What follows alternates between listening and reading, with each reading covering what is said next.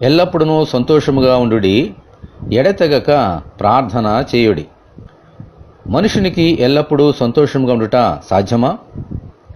ఆదాము దేవునికి ఎప్పుడు దూరమయ్యాడో అప్పుడే సంతోషానికి కూడా దూరం అయ్యాడు. కష్టాలు మొదలయ్యాయి, చెమటతోనే ప్రయాసముతోనే జీవితము కొనసాగిస్తున్నాడు. ఇక సంతోషానికి తావెక్కడా? అయితే దేవుని వాక్యము ఇలా బోధిస్తోంది, నీ సన్నిధిని సంపూర్ణ సంతోషము కలదు, నీ కుడి చేతిలో నిత్యము సుఖములు కలవు అని. గనుక మన సంతోషము దేవుని సన్నిధిలోనే దొరుకుతుంది.